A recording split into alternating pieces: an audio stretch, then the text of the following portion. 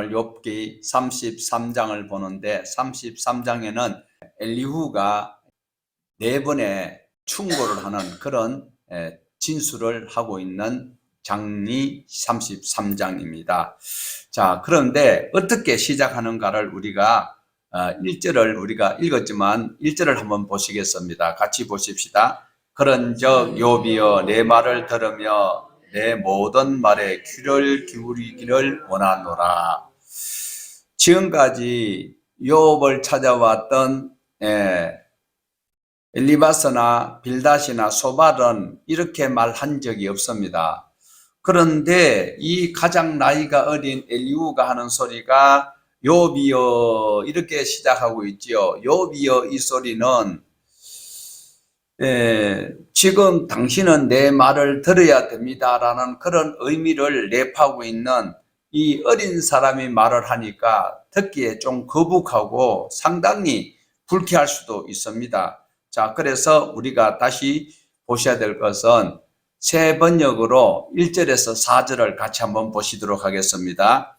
욥 어른은 부디 내가 하는 말을 잘 들어주시기 바랍니다. 내가 하는 말 한마디 한마디에 귀를 기울여 주시기 바랍니다. 이제 내 마음속에 있는 것을 말할 준비가 되었습니다. 내 입속에서 혀가 말합니다. 나는 지금 진지하게 말하고 있습니다. 나는 진실을 말하려고 합니다. 하나님의 영이 나를 만드시고 전능하신 분의 입김이 내게 생명을 주셨습니다. 웃자라고 말 잘 들어야 한다라는 소리로 욥에게 지금 촉구를 하고 있지요. 이 촉구하는 내용이 어떤 의미를 가지고 하는가 하니까 욥이 듣고 자네 말이 맞아. 엘리후 너의 말이 맞다. 내가 생각을 잘못했고 잘못 살았는 거 맞다. 이런 반응을 보고 싶어서 이렇게 말을 하고 있는 엘리후입니다. 엘리후가 또 하는 말이 어떻게 말하고 있습니까? 자기는 말할 준비가 다 되어 있고 입만 열면 입이 자동으로 말을 하게 될 것인데 그 말은 내 말이 아니고 하나님이 나를 통하여서 하시는 말씀이다라고 말하고 있습니다. 왜 그런가 하니까 하나님이 나에게 흙등이인 나에게 호흡을 주셨고 생기를 주셨고 그뿐만 아니라 자기를 살려서 했기 때문에 하나님이 나를 통하여서 당신에게 이런 말을 하고 있습니다. 꼭 이단 같은 소리를 하고 있습니다. 자, 이렇게 이야기하면 혹할 수밖에 없는데 참 안타까운 일이 있습니다. 그러니까 할 말이 있으면 해보세요. 내가 하나님 대신 하는 말을 당신에게 전했으니까 할 말이 있으면 해보세요 하면서 5절에서 7절을 다시 말하고 있는데 같이 보십시다. 대답하실 수 있으면 대답해 보시기 바랍니다. 토론할 준비를 하고 나서시기를 바랍니다. 보십시오. 하나님이 보시기에는 어른이나 나나 똑같습니다. 우리는 모두 흙으로 지음을 받았습니다. 그러므로 어른께서는 나를 두려워하실 까닭이 없습니다. 내게도 압도되어 길을 펴지 못할 일이 있어서도 안 될 것입니다. 욥이 기가 죽을 일은 없을 것 같은데 아주 세게 말을 하고 있습니다. 엘리후는 당신이나 나나 똑같다. 다시 말하면 직설적으로 말하면 계급장 떼고 이야기합시다. 할배나 내나 똑같은 고깃덩어리다. 하나님이 우리를 버리면 어차피 고깃덩어리고 흙으로 돌아가는 그런 존재다. 하나님이 나를 만드셨고 전능하신 분의 입김이 나를 살도록 생명을 주셨기 때문에 나와 욥 어르신은 동등하다라고 이야기를 하고 있는데 말은 맞는 말 같아요. 틀린 말이 아닙니다. 그렇지만 말을 함부로 해서는 안 됩니다. 그런데 지금 엘리후가 하는 말을 지금 엘리후가 말했잖아요. 동등하다 이러면서 하는 말이 옳게 들려진다면 젊은 사람이고 이거 뭔가가 건방지다라고 여겨지면 어르신인데 꼰대라는 겁니다. 여러분은 어떻게 들려졌습니까? 엘리후가 옳게 들려졌습니까? 조금 시금방지다라고 들려졌습니까? 대답 못하지요. 자, 그런데 이 엘리후는 지금 이제 총 33장에서 4번의 충고를 한다고 했습니다. 첫 번째 충고가 이제 8절에서 12절까지인데 우리 같이 8절에서 12절 보시겠습니다. 어른께서 이런 말씀을 하셨습니다. 내게는 잘못이 없다. 나는 잘못을 저지르지 않았다. 나는 결백하다. 내게는 허물이 없다. 그런데도 하나님은 내게서 흠잡을 것을 찾으시며 나를 원수로 여기신다. 하나님이 내 발에 착고를 채우시고 일거수일투족을 다 감시하신다고 말씀하셨습니다. 그러나 내가 욥 어른께 감히 말합니다. 어른은 하나님은 어떤 사람보다도 크십니다. 자, 말꼬리를 잡고 엘리후가 말을 하는데 맥락 없이 말꼬리를 잡고 대들면 참 난감합니다. 요즘 국회의원 후보들이 지금 이런 걸 당하는 걸 보면 참 이 본문이 적절한 시기에 참 적용을 할 수 있는 것 같은 그런 모습이 보이기도 하지만, 자, 그러면 엘리후가 과연 지혜로운 사람인가? 그거는 아니다라는 거예요. 엘리후가 참인가? 그것도 확인도 안 되어 있습니다. 근데 욥의 말을 엘리후가 전달하는 것밖에 안 되잖아요. 지금 어르신은 10절에 한번 봐요. 9절에 보면 내게는 잘못이 없다. 나는 잘못을 저지르지도 않았다. 나는 결백하다. 내게는 허물이 없다. 이런 걸 가지고 딱 꼬집어 가지고 뭐 잘못이 없다고? 뭐 대판단이 얼마라고? 그러니까 또 이쪽에서는 뭐 어떻게 해요? 또 법인카드 가져가면 안 되고 이런 식으로 하는 것은 참 불편하지 않을 수 없습니다. 자, 욥이 했던 말꼬리를 잡고 있는 엘리후가 하는 말은 그거지요. 욥 당신은 아무런 잘못을 저지르지 않았다라고 이야기를 하고 결백하다고 이야기를 하고, 그럼에도 하나님이 당신의 발에 착고를 채우시고 욥 어르신의 일거수일투족을 감시한다라고 말씀을 하셨는데, 그것은 당신이 잘못 생각하고 잘못 말한 것입니다. 왜냐? 하나님은 어떤 사람보다 크신 분이기 때문에 그렇게 행하시지 않습니다. 그러면서 엘리후는 욥을 비난했던 비난보다도 욥과 지금까지 다투어 나갔던 그 3명의 사람보다는 조금 더 논리적으로, 그리고 말을 좀 포장을 하여서 세련되게 꾸며서 말을 하고는 있는데, 지금 굉장히 가슴 아픈 그런 이야기를 하고 있습니다. 욥의 친구들은 지금까지 봤을 때 아니 땡 꿀뚝에 연기가 난리가 있느냐, 이걸 계속 주장을 해왔었어요. 예, 3명이 엘리바스나 빌닷이나 소발은 아니 땡 꿀뚝에 연기가 난리가 있나, 당신이 죄를 안 지었는데 이런 역경을 경험해야 될 일이 있을 리가 있느냐, 이렇게 이야기를 하고 있다라는 거예요. 그러니까 욥에게 계속해서 당신이 무슨 죄악의 장작을 아궁이에 집어넣었기 때문에 그 아궁이에서 타가지고 죄가 타서 연기가 나서 당신의 삶이 이렇게 힘든 것이 아니냐라고 주장을 하고 있습니다. 그때 욥은 어떻게 이야기합니까? 내게 죄의 장작이 없는 것은 아니다. 나 죄의 장작이 있어. 그렇지만 평소에 그 죄악의 장작을 떼지 않으려고 엄청 노력했어. 아무리 생각해도 내가 그 죄악의 장작을 아궁이에 집어넣은 일이 없는데 이게 왜 연기가 나는지 나는 참 이해가 안 된다. 내가 왜 이렇게 고난을 당하느냐 소리는, 다른 세 사람들이 했던 이야기는 죄악의 장작을, 그러니까 죄를 지었기 때문에 연기가 난다는 소리는 결과잖아요. 당신이 이렇게 가족이 몰살하고 몹살 피부병에 걸려있는 이것이 꿀떡에서 연기가 난다는 거예요. 당신이 죄악의 장작을 아궁이에 집어넣었기 때문에. 근데 욥은 아무리 생각해도 그런 것 아무리 살펴봐도 연기가 나는 것이 난 이해가 안 된다. 우리의 삶이 안 그런가요? 나름대로 열심히 착하게 살았는데 국회의원 후보들 나오는 거 보면 내보다 훨씬 더 나쁜 사람들인데도 저 사람들은 저렇게 나오는데 나는 이렇게 열심히 사는데도 이런 마음 안 들어가나요?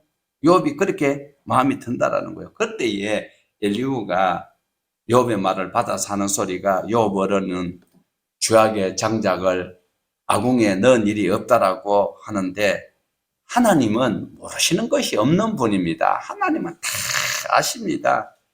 하나님을 속이는 말 하지 마세요. 이렇게 이야기를 하고 있습니다.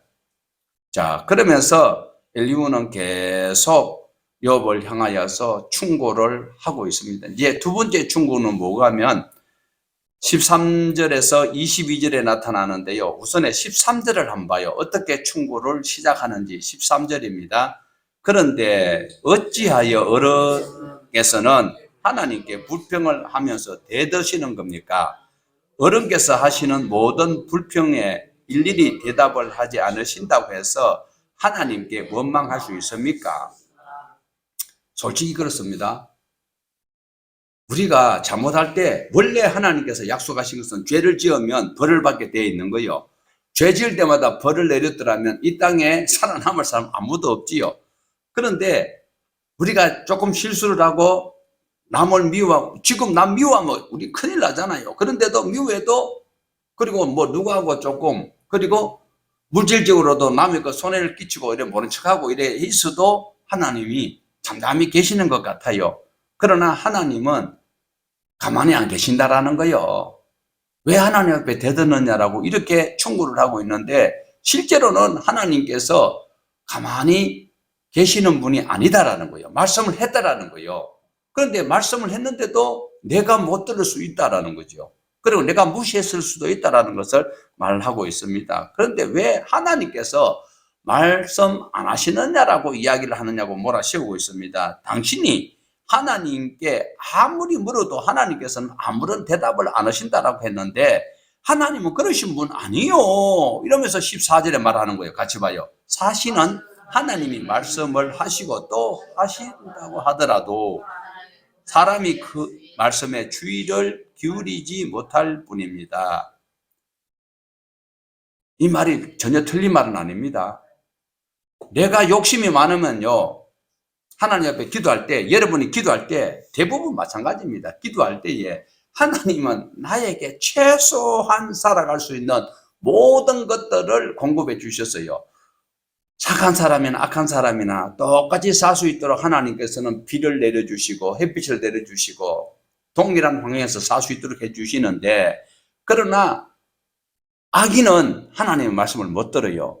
그리고 믿음의 사람은 하나님의 말씀을 들을 수 있어야 되는데 동일한 욕심을 가지고 있으면 똑같이 주셨는데 감사는 제쳐놔 놓고, 악인은 자기가 그 생기는 것이 당연한 것인 줄 알지만, 저와 여러분은 지금 이렇게 기온이 갑자기 이렇게 포근해지고 이러면 감사합니다라고 해야 되는데, 다른 사람들은 뭐 당연히 아이고 뭐 계절이 뭐 그렇지 뭐 이러면서 하나님 모르는 사람들 그래 가는데, 하나님 아는 저와 여러분은 어떻게 해야 되느냐는 거예요. 감사합니다라고 해야 되는데 욕심이 많다 보면 세상 사람과 똑같이 하나님께서 주신 것을 느끼지 못할 뿐만 아니라, 내가 하나님 앞에 입술을 열어서 기도할 때도 하나님 이미 주셨는데도 내가 원하는 것이 성에 차지 아니하여서 하나님이 응답 안 하시는 것으로 여길 수 있다는 것을 우리에게 알려주고 있는 장면이기도 합니다. 사실 상당히 14절은 수긍할 수 있는 말씀입니다. 욥이 못 들을 수 있고 욥이 관심이 없어서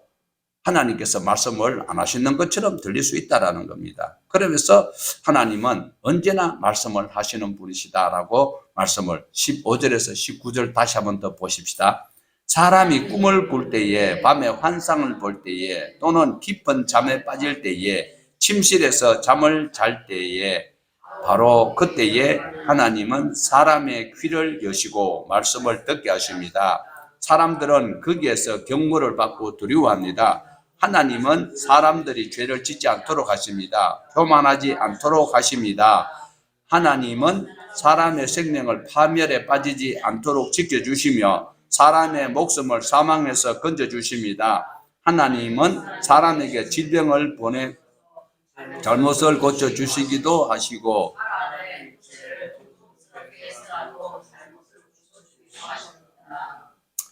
자, 이렇게 하나님께서 꿈과 환상을 통해서 말씀도 하시고 또 질병을 통해서 그 고통을 깨닫도록, 그래서 돌이킬 수 있도록 하시는 분이 하나님인데, 왜 자기의 잘못을 깨닫지 못하고 하나님께 원망하느냐?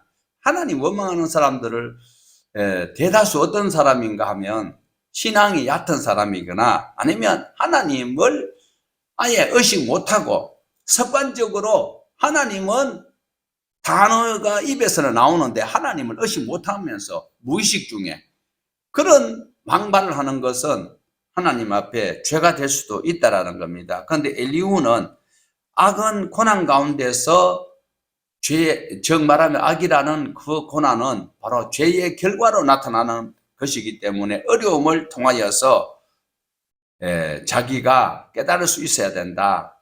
사실상 자기가 잘못해서 병이 들거나 또 실수해서 다치면 어떻게 해야 돼요? 조심을 해야 되고, 그리고 자기가 죄를 지었다면 이것은 분명히 하나님 앞에 돌이켜야 될 그런 일입니다. 그렇지만 일반적 논리를 가지고 욥에게 동일하게 적용을 한다면 상당히 이것은 이치에 맞지 않다라는 겁니다.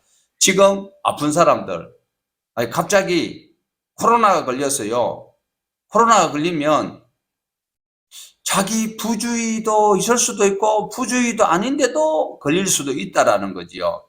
그런데 그런 것을 통하여서 신앙에 민감한 분들은 하나님 앞에, 하나님, 제가 조금 더 조심했어야 되는데 하나님 불쌍히 여겨주시라고 기도할 수 있고 깨달을 수도 있어야 되는 것인데, 그러나 지금 동일하게 세상에서 일어나는 그 현상을 욥에게 적용시키기 위해서 꾸지람을 한다면 이것은 잘못된다라는 거죠. 그래서 욥은 하는 소리가 자기가 잘못이 없다는 소리가 아니다. 잘못을 저질렀다는 소리가 아니다. 그러면 무엇입니까? 자기는 이만큼 고통당할 만한 죄의 장작을 아궁이에 집어넣지 않았다. 그렇게 내가 악하게 안 살았는데 이 억울함이 있어서 때로는 하나님, 나를 긍휼히 여겨주세요. 나를 불쌍히 여겨주세요. 안 되면 나를 죽여주세요. 라고 너무 고통스러우니까 이런 이야기를 했다라는 것을 우리는 알 수 있습니다. 고난 가운데 있는 사람은요, 충분히 그렇게 이야기할 수 있습니다. 그런 마음도 모르고 엘리후는 지금 욥에게 앞에 세 사람이 염장 질렀던 그 짓을 또 하고 있다라는 겁니다. 엘리후는 하나님이 말씀하지 않으신다는 그런 이야기 하지 마세요. 하나님은 어떠하든지 간에 사람이 죄에 안 빠지도록 하시는 분입니다. 사람이 노력해야 돼요. 그러면 하나님은 이렇게 죄에 안 빠지도록 다 했는데 죄에 빠지면 그럼 하나님 잘못입니까? 그것은 아니지요. 자, 이렇게 해서 우리 20절에서 다시 한번 22절까지 보시면은요. 자, 22절까지 보십시다. 그렇게 되면 좋은 음식을 보고도 구역질만 할 것입니다. 살이 빠져 몸이 바짝 마르고 전에 보이지 않던 앙상한 뼈만 두드러질 것입니다. 이제 그의 목숨은 무덤에 다가서고 그의 생명은 죽음의 문턱에 이르게 될 것입니다. 자, 이런 말을 통해서 하나님께서는 다양하게 그 사람 수준에 알아들을 수 있도록 이런 말씀을 하고 환경적으로 열어가는데, 욥이 못 들었다고 하면 말이 되느냐? 지금 이런 사람 비슷한 사람 있지요. 무조건 분리하면 기억 안 난다, 모른다. 딱 그런 사람 한 사람 있어요, 지금. 그래서 엘리후의 말을 들어보면 이 엘리바스나 소발이나 빌닷 같은 동일한 생각을 가지고 있는 것은 똑같아요. 생각은 똑같이 가지고 있는데 엘리후가 조금 더 젊은 세대다 보니까 생각이 조금 포장이 되어 있고 세련되어 있는 말을 하고 있다라는 겁니다. 자, 우리 23절에서 28절까지 우리 같이 보시겠습니다. 그때에 병중에 하나님의 한 명이 그를 도우러 올 것입니다. 그 천사는 사람들에게 사람이 마땅히 해야 할 일을 상기시킬 것입니다. 하나님은 그에게 은혜를 베푸시고 천사에게 말씀하실 것입니다. 그가 무덤으로 내려가지 않도록 그를 살려주어라. 내가 그의 몸값을 받았다. 그렇게 되면 그는 다시 젊음을 되찾고 건강도 되찾을 것입니다.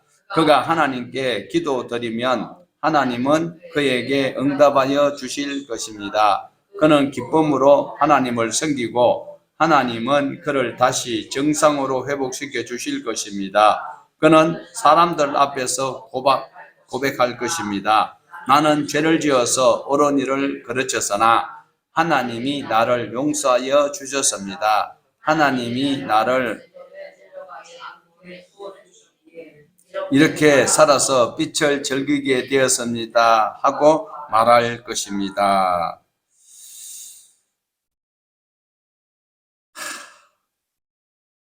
엘리후가 하는 소리가 하나님께서 1천 천사 중에 한 천사를 보내어서 도와주고 살려줄 것이다. 그러면 그때는 청년같이 젊음을 되찾게 되고 건강도 회복하게 될 것이다. 그리고 건강이 회복되고 그 다음에 자기가 사람들 앞에 간증을 하게 될 것이다. 그 간증은 뭐요? 나는 죄를 지어서 옳은 일을 가르쳤으나 하나님이 나를 용서해 주셨습니다. 하나님이 나를 무덤에 내려가지 않도록 구원해 주시기 때문에 내가 이렇게 살아서 빛을 즐기게 되었습니다 라고 고백하게 될 것이다 라는 겁니다. 만약에 자신의 죄를 고백하면 하나님께서는요 용서를 해 주십니다. 성경에 보면 뉘우치고 깨닫고 돌이키면 하나님은 용서해 주셨습니다. 그런데 이 엘리후가 말하고자 하는 핵심과 똑같은 말씀이 맞아요. 자, 그런데 실제로 누군가가 고난을 당하고 있어요. 재난을 당하고 있어요. 힘들어하고 있습니다. 그때에 그 힘들어한 사람한테 가서 하나님께서 복을 주시려고 이러시는가 봐요. 나중에 더 좋은 일을 하나님이 주시려고 하시는가 봐요. 그리고 우리에게 기도를 더 하라고 이렇게 하시는가 봐요 라고 이야기할 수도 있습니다. 만약에 이것이 기독교라면 자, 어려운 일을 당한 사람한테 가가지고 하나님이 더 좋은 거 주실 거예요. 그리고 만약에 또 어떤 사람이 갑자기 별세를 했는데 거기 가가지고 또 하나님께서 더 큰 걸 주시려고 이런 식으로 이야기를 하면 기독교가 다는 아니다라는 거예요. 충분히 그렇게 위로는 할 수 있습니다. 그렇게 말하기보다는 차라리 그게 가만히 있어주는 것이 오히려 위로가 될 수도 있습니다. 자기의 짧은 지식을 가지고 자기의 알량한 그 신앙적 어떤 성경 몇 구절 읽었던 걸 그걸 인용한답시고 하다 보면 오히려 그 사람에게 하나님이 아주 어설픈 하나님으로 잘못 보여지게 될 수도 있다는 것 우리가 기억을 해야 합니다. 여러분 기도하면 다 됩니까? 우리가 목사가 기도하지 말라 소리 하면 안 되지요. 기도해야 합니다. 기도한다고 하는 것은 그 공경에서 소망을 가지고 견디기 위한 한 방편이기도 하지만 기도를 했을 때 하나님이 들어주시는 경우도 성경에 수없이 있어요. 그래서 하나님께서는 기도해라라고 말씀을 하셔요. 그런데 기도할 때마다 다 살려주셨느냐, 다 회복해 주셨느냐, 다 고쳐주셨느냐 아니라는 거예요. 그렇게 잘못 우리가 이해를 시켜버리면 여러분이 생활하다가 만약에 갑자기 재정적 어려움이 있을 때 하나님 앞에 기도했는데 그 재정이 회복이 안 되었을 때 보이스피싱을 당해가지고 많은 손해를 입었어. 그러면 하나님 앞에 내가 기도를 잘못했기 때문에 그렇게 되었다라고 오해할 수도 있다는 거예요. 그래서 우리가 되고 안 되고는 우리 신앙에 수준만큼 수용을 할 수 있습니다. 하나님 앞에 내가 기도를 잘못했기 때문에 이런 일이 생겼다라고 그것은 잘못이에요. 그것은 잘못이에요. 기도를 하더라도 당할 수도 있고 기도한다라고 하나님께서 책임져 주십니까? 보장해 주신다라는 그런 어떤 보증서 여러분 받았어요?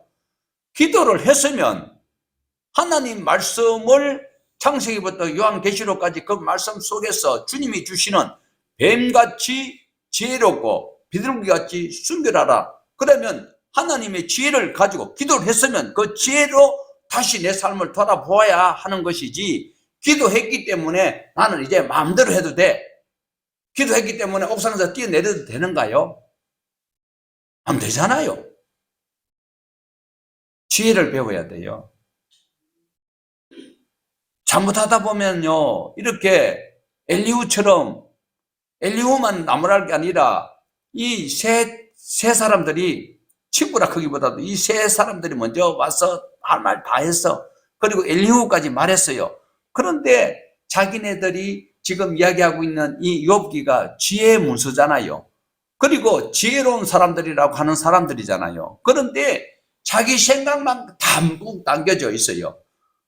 교회 다니는 사람들이 신방 가가지고 남을 위로한답시고 하는 소리가 하나님의 마음을 제쳐놓고 성경에 있는 구절을 잘못 인용하여서 상대에게 이야기하는 이런 기독교가 누를 끼치는 일이 너무 많다라는 겁니다. 우리 기독교인들 말 속에, 습관 속에 잘못 이해시키는 일들이 여과 없이 드러나고 있는 것은 수준을 높여야 합니다. 하나님 말씀을 제대로 똑똑하게 인식을 하셔야 하는 것입니다. 엘리후가 이제 욥 어르신에게 네 번째 충고를 하고 있습니다. 그 네 번째 충고는 29절에서 33절입니다. 같이 보십시다. 이 모두가 하나님이 하시는 일입니다. 하나님이 사람에게 두 번, 세 번 이렇게 되풀이 하시는 것은 사람의 생명을 무덤에서 다시 끌어내어서 생명의 빛을 보게 하시려는 것입니다. 어른은 귀를 기울여 내 말을 들으십시오. 내가 하는, 그러나 하실 말씀이 있으면 내가 듣겠습니다. 서슴지 말고 말씀해 주십시오. 나는 어른이 어르시다는 것을 드러내고 싶습니다. 그러나 더 조용히 들어주시기 바랍니다. 그러면 내가 어른께 지혜를 가르쳐 드리겠습니다.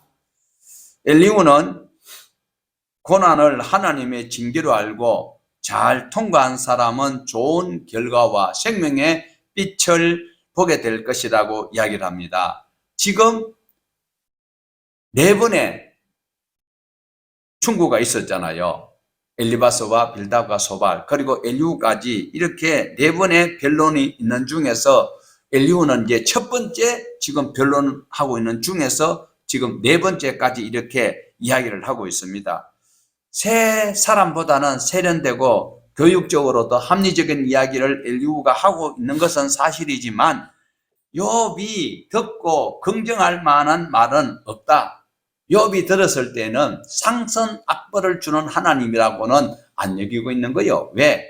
욥이 입장에서 만한 의인 보지 못했다고 하나님이 말씀했거든요. 그런데 지금 어려운 일 당하고 있는 것은 벌 때문에 이런 것은 아니다. 악 때문에 벌을 받았다라는 것은 잘못되었다라는 것을 말하고 있습니다. 그래서 욥에게 적용하기는 엘리후가 너무 많은 무리한 말을 하고 있었다라는 거예요. 그래서 오늘 우리는 본문을 33장을 읽으면서 어떤 생각을 해야 되는가 하면, 보편적인 정답이 모든 사람에게 적용되는 것이 아니면 옳은 지적이라 할지라도 상대가 변화되지 않는다.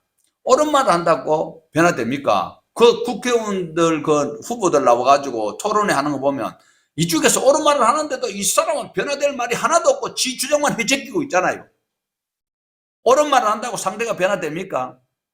아니, 법인 카드 막 써도 돼요? 핸드백 무조건 받아도 돼요? 그런데 그 지적하면 상대가 변화돼야 되는데 보편적인 말로 하는데도 상대는 변화되지 않는 것이 세상입니다. 하나님께서는 엘리후가 하는 소리가 하나님께서는 다 계산하고 계신다. 엘리후가 신약 성경도 아는가 봐요. 무엇을 심든지 그대로 거둔다는 거예요.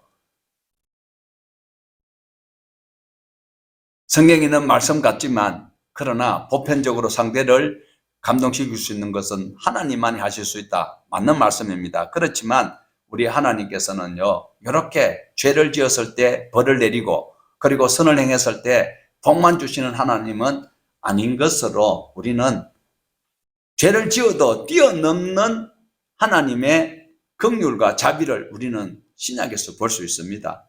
우리 예수님께서요, 한 번은 누가복음의 19장에 보면 나옵니까? 삭개오 사건이 나오잖아요. 예수님이 삭개오에 찾아가가지고 삭개오야 회개해라 이 비너물로만 네가 그렇게 훌쩍먹으면 되느냐 빨리 돌이키라 이랬습니까? 전혀 그렇게 호통치지 않으셨습니다. 그냥 집에 가자고 했습니다. 예수님이 다른 말 안 했어요. 삭개오야 너 집에 가자. 내가 오늘 너 집에서 하룻밤 자야 되겠다.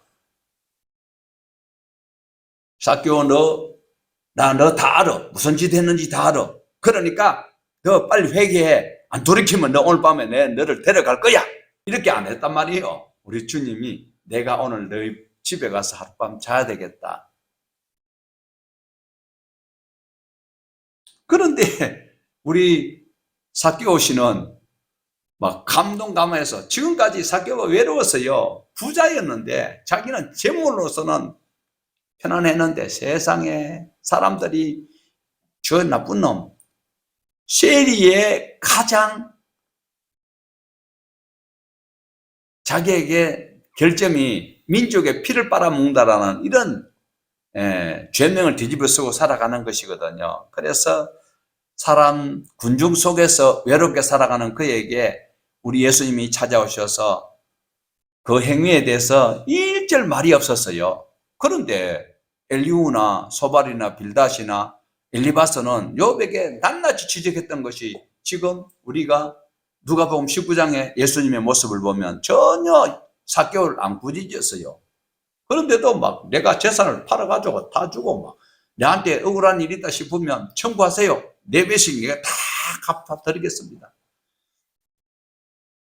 하나님을 오해하면 안 됩니다. 여러분 우리가 살다가 보면 힘들 때도 있고 하나님 앞에 기도하고 저녁마다 가정예배 드리고 한다고 막 그 집에 복이 막 살 곳이 없도록 세우지 그런 것도 아니고요. 오히려 집이 자고 있던 마귀들이 놀래가지고 비상 걸려가지고 더 막 힘들게 해서 어렵게 할 수도 있습니다. 그러나 우리 하나님의 방문으로 삭개오는 완전히 변하여 새 사람이 되었습니다. 우리 주님께서는 삭개오를 용납하였고 하나님의 자녀가 되었다라고 칭찬을 하고 있습니다. 오늘도 저와 여러분이 살아가는 현실이 녹록지 않습니다. 속상한 일도 있고 힘든 일도 있고 괴로운 일도 있고 때로는 밥맛 없는 일들이 우리 눈앞에 절비하지만 그러나 내게 지어진 자기 몫의 십자가를 잘 감당하면 잘했다 칭찬하시는 주님의 위로가 있음을 믿으시고 남을 함부로 비난하는 엘리후와 같은 사람 되지 말고 삭개오를 찾아갔던 예수님을 배우시기 바랍니다. 예수님이 수고하고 무거운 짐진 자들아 내가 너희 짐 다 져주기니까 내한테 다 가져와라. 주님의 멍에를 배우라 했습니다. 주님의 멍에를 메고 죽읍시다. 살려주시는 분이 하나님이시니까 그 하나님을 찬양하며 이 4월 한 달도 승리할 수 있기를 주님의 이름으로 축복합니다.